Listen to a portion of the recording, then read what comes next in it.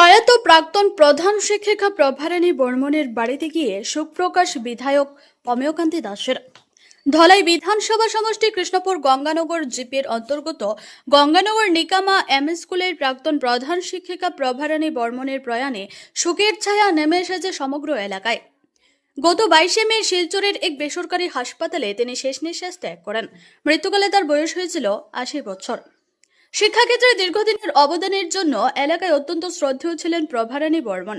তার মৃত্যু সংবাদ ছড়িয়ে পড়তে প্রাক্তন ছাত্রছাত্রী, শুভানুধ্যায়ী ও এলাকার মানুষের মধ্যে গভীর শোকের পরিবেশ সৃষ্টি হয়। বৃহস্পতিবার গুয়াহাটি থেকে ফিরে প্রয়াত শিক্ষিকার গঙ্গানগর ষষ্ঠ খণ্ডস্থিত বাড়িতে পৌঁছান ধলাইয়ের বিধায়ক অমেয়কান্তি দাস। সেখানে তিনি প্রয়াতের একমাত্র পুত্র অসীম বর্মন ও পরিবারের অন্যান্য সদস্যদের সঙ্গে সাক্ষাৎ করে সমবেদনা জ্ঞাপন করেন এবং প্রয়াত শিক্ষিকার প্রতি গভীর শ্রদ্ধা নিবেদন করেন। শোকবার্তায় বিধায়ক অমেয়কান্তি দাস জানান, তার ছাত্র জীবনের একটি গুরুত্বপূর্ণ অধ্যায়ের সঙ্গে জড়িয়ে রয়েছেন প্রভারানী বর্মন। কৈশোরে গঙ্গানগর নিকামা এম স্কুলে পড়াশোনার সময় তার কাছ থেকেই উচ্চ প্রাথমিক শিক্ষার পাঠ গ্রহণ করেছিলেন তিনি। বিধায়কের কথায়, শিক্ষিকার শেখানো আদর্শ ও মূল্যবোধ আজও আমার পথ চলার প্রেরণা।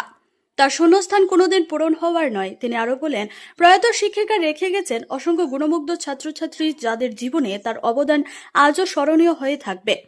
গত শুক্রবার মৃত্যু সংবাদ পেলেও শপথ গ্রহণ অনুষ্ঠানে গুয়াহাটিতে থাকার কারণে তখন আসতে পারেননি বলে জানান বিধায়ক।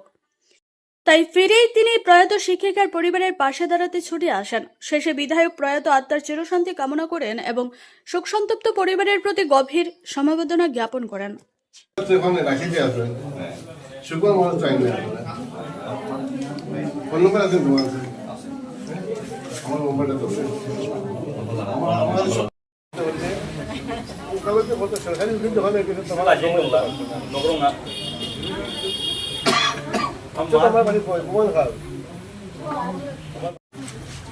আজকে আমি এসেছি আমার প্রয়াত দিদিমণি শ্রদ্ধেয়া প্রভারানী বর্মন মহোদয়া। গত শুক্রবার উনি পরলোক গমন করেছেন।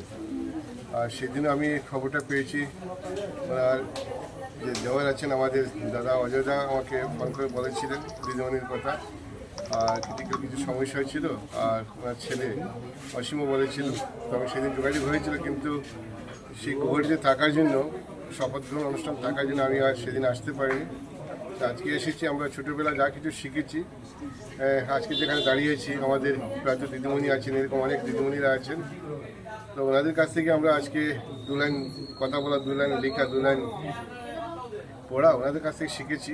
আজকে দিদিমণি নেই, ওনার প্রতি আমি আমার শ্রদ্ধা নিবেদন করছি এবং ঈশ্বরের কাছে ওনার বিদেহী আত্মার সদ্গতি কামনা করছি। এবং অসীমও আছে, একা আছে অসীম।